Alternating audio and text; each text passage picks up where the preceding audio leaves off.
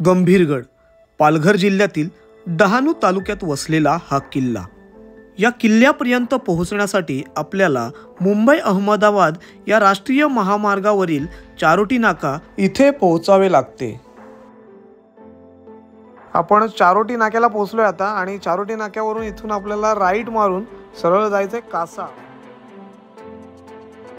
चारोटी नाक्यावरील या ब्रिज खालून उजवीकडे वळल्यानंतर आपण कासा या येथील महत्त्वाच्या बाजारपेठेच्या ठिकाणी पोहोचतो।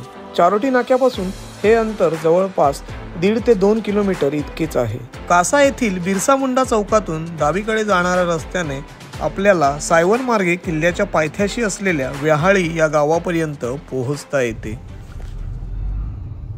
त्या रोडवरून आपण सरळ 21 किलोमीटर आलो ना। 21 किलोमीटर आल्यानंतर भोयेपाडा गाव आहे। या भोयेपाड्यातून इथे गंभीरगडचा हा बोर्ड लावलाय घेतला चल।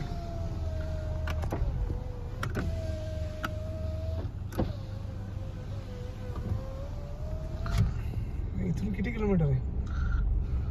10 मिनिटचा रस्ता आहे। 2.9 किलोमीटर भोयेपाड्यात आल्यानंतर पुढे आल्यावर आपल्याला पहिलाच लेफ्ट मारायचा आहे। हे गाव आहे इथे लेफ्ट मारायचं आहे। रस्ता थोडासा कच्चा आहे पण एकदम निसर्गरम्य असं वातावरण आहे। 3 किलोमीटर आपल्याला असंच जायचंय। छोटा अरुंद रस्ता आणि दोन्ही बाजूला झाडी आहे। जय शिवराय मित्रांनो, आणि फायनली 1-2.5 तासाच्या प्रवासानंतर आम्ही पोहोचलोय गंभीरगड। तर इथं पायथ्याशी जे विलेज आहे ते आहे वेहाली। वेहाली गाव आहे आणि मस्त निसर्गरम्य असा जंगलाचा परिसर आहे सगळा। तर आता वाजलेत किती? 9:30 वाजता आपण ट्रेक चालू करतोय। 2 ट्रेकर्स गेले, 2-3 ट्रेकर्स असतील पुढे, 2 गाड्या आहेत म्हणजे। आता सुरुवातीला कसा रॉक पॅचचा रस्ता आहे, मस्त असा नॅचरल पाण्याचा झरा आहे। पाणी एकदम चांगलं पाणी आहे।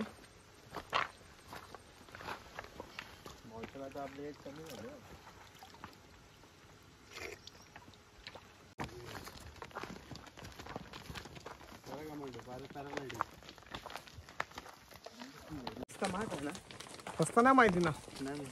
तुम्ही कुठे जाणार आहे? तिकडेच जाणार आहे किल्ल्यावरती? हा, किल्ल्यावरती ना, तिकडे खालती। इथून पण आम्हाला रस्ता सांगेल ना तुम्ही? इथे गेला ना, इथवर सरळ एकदम हा एकच रस्ता आहे। हा शॉर्टकट एकदम। आज माणसं गेले असतील ना वर?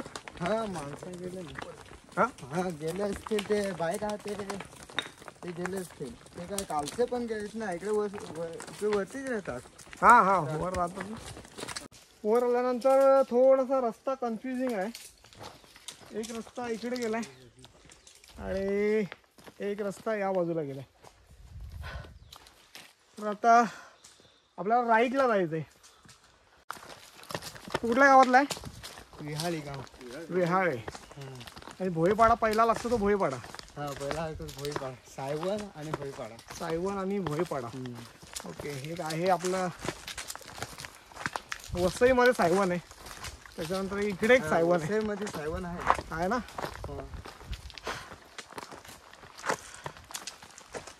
लोकल गाईड आहे। वरती काय जासाल? हा, सोबत येऊ काय तुम्ही जासाल? रस्ता कुठून आहे फक्त सांग। रस्ता कुठून आहे? सरळ आहे ना? हाच आहे ना? हे ब्लॉक कशासाठी टाकले? हे सिमेंटचे? हे तिकडे वरती चढा, ते मंदिर पण बघितलं आहे ना तिकडे वरती। त्याच्यासाठी तुझा नंबर घे। त्या नंबर टाकतो मी डिस्क्रिप्शन मध्ये। जर लोकल गाईड पाहिजे असेल तर सगळी जेवणाची राहण्याची इकडे किल्ल्यावर सोय करेल तो। ठीक आहे, धन्यवाद मित्रा। धन्यवाद। किल्ल्याची उंची जास्त नाही आहे, 2250 फूट अंदाजे, आणि ते जवळजवळ 1 तासाचा ट्रेक पकडून चालू।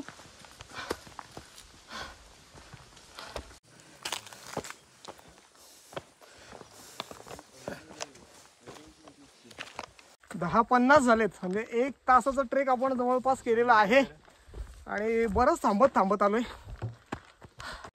थोडं ऊन वाढलंय आणि अजून तेवढी थंडी चालू झालेली नाहीये. या खडकापर्यंत आलोय, खडक दिसायला लागलाय आणि ही पहिली तटबंदी, कदाचित हा गडाचा दरवाजा असू शकतो. पण इथलं सगळं बांधकाम कोसळलंय. त्या सगळ्या ज्या दगडी आहेत त्या तटबंदीच्या दगडी आहेत आणि त्या पूर्णपणे खाली कोसळलेल्या आहेत.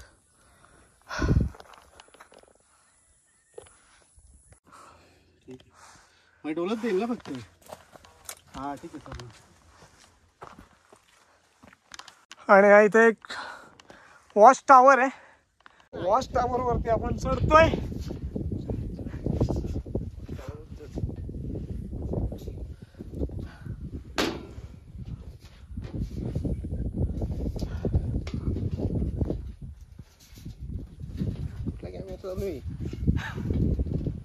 बघा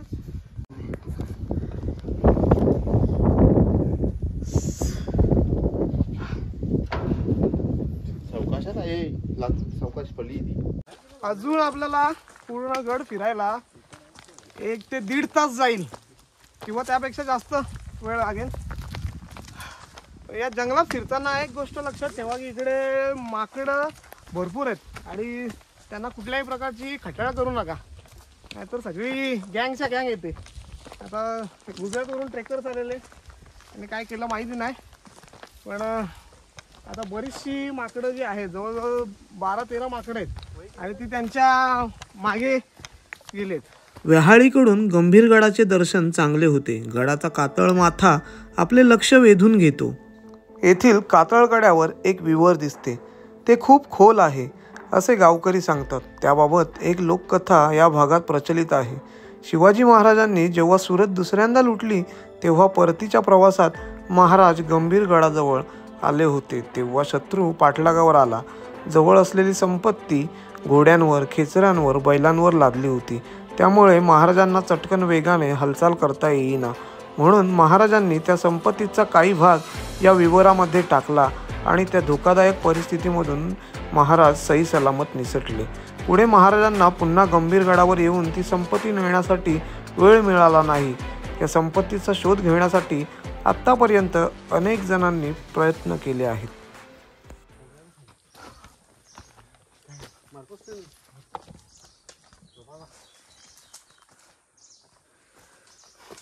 आम्हाला चढायला जवळपास 2 तासापेक्षा जास्त वेळ लागलाय आणि अजून आमचा ट्रेक कंप्लीट झालेला नाही.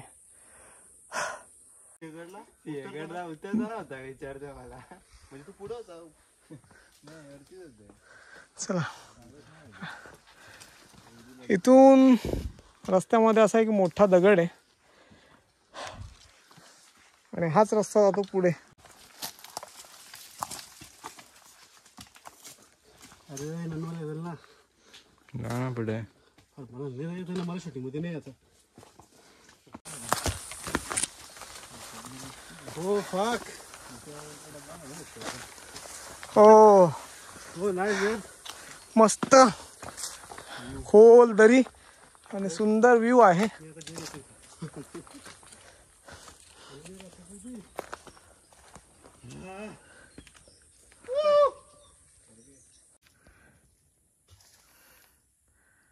तर ही तटबंदी इथे दिसते.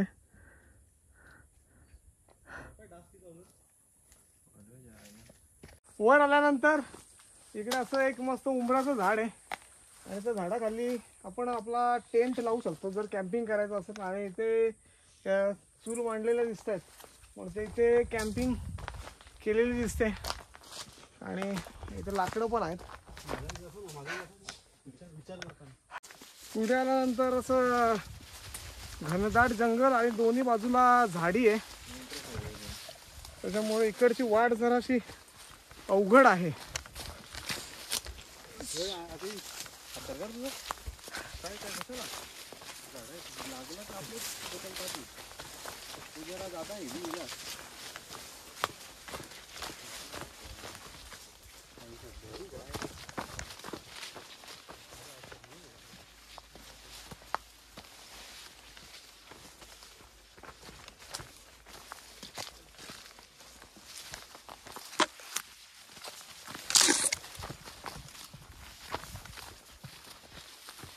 इकडचा रस्ता खूपच डेंजर आहे.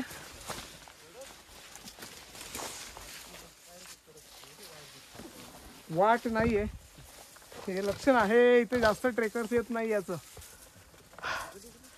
म्हणजे सोलो ट्रेकचा तुम्ही चुकून पण विचार करू नका. गंभीरगड एकतर रस्ता खतरनाक आहे आणि इतके रस्ते आहेत की चुकून जर एखादी वाट चुकली तर अवघड होऊन जाईल.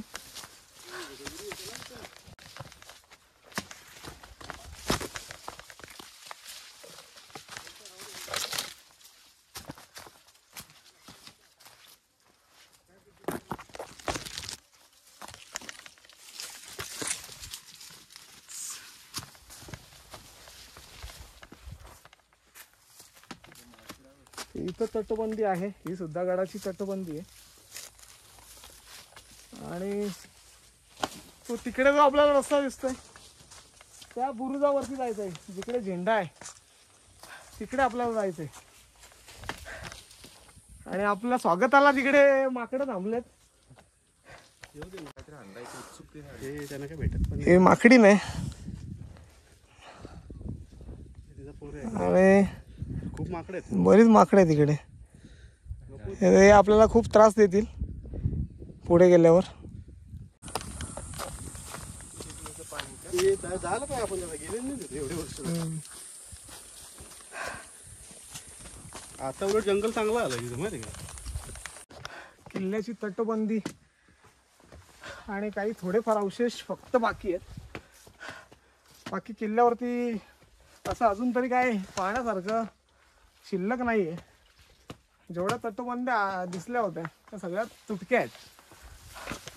आणि इकडे बहुतेक जास्त कोणी येत नाही.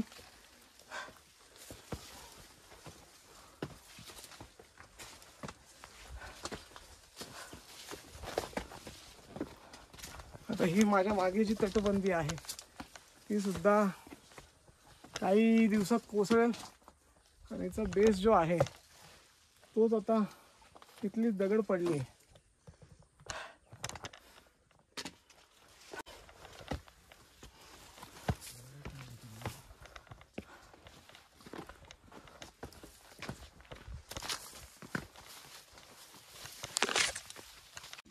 पहिली पाण्याची टाकी,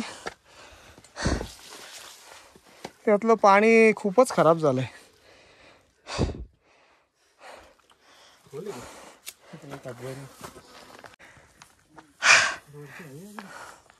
आणि फायनली आपण वरच्या टोकापर्यंत पोहोचलोय.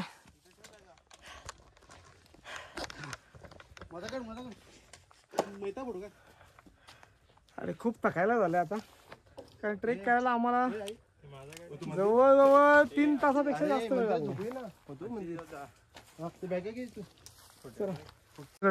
याच्याकडे आहे ती.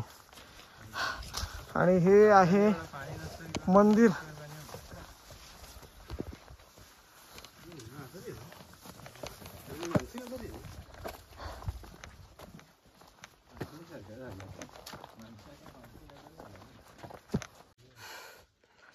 हे देवीचं मंदिर आहे.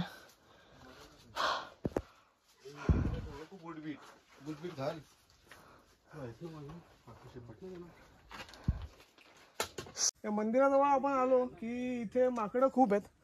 आणि इथे काही खायला चुकून पण काढू नका, कारण जर तुम्ही खायला काढलं तर डायरेक्ट हे माकडे एवढे डेंजर आहेत की डायरेक्ट अटॅक करतात. आता आम्ही जस्ट एक फक्त खायला एक आमच्या बॅगमध्ये एक पिशवी काढली आणि सगळी माकडं खाली उतरली. आणि मे बी ते अटॅक करू शकतात. तर इथे आल्यावर काय खाऊ नका, सरळ खाली जा. हा ट्रेक एवढाच आहे. आता आपण थोडंसं तिकडे खाली जंगलामध्ये जाऊन थांबू आणि मग तिकडे जेवण करू. तर इकडे अतुल मस्त उभा राहिलाय दगडावरती.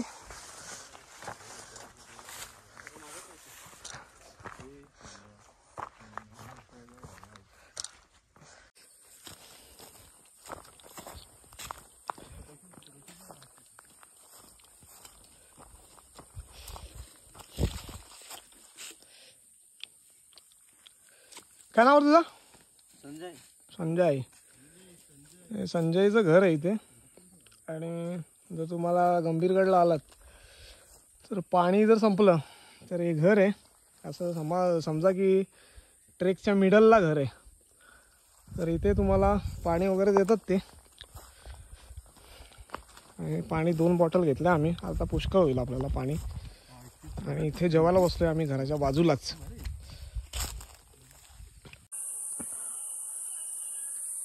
इथं जंगलात बसून मस्त जेवण केलंय आणि आता खाली उतरतो.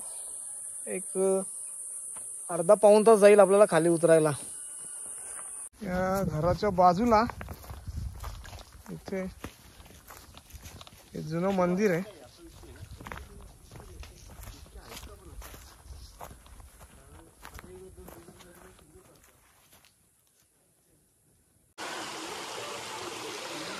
तर किल्ल्याच्या खाली उतरलो की जो झरा होता त्या झराच्या इथं असं पाणी साचलंय. याच्यामध्ये ही लहान मुलं इथं आंघोळ करत होती.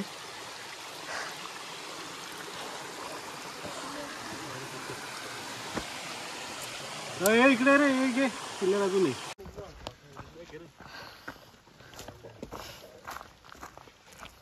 तर जवळजवळ आमचा ट्रेक जो आहे तो कंप्लीट करून आम्ही आता पुन्हा त्या वेगळे गावाच्या पायथ्याशी आलोय.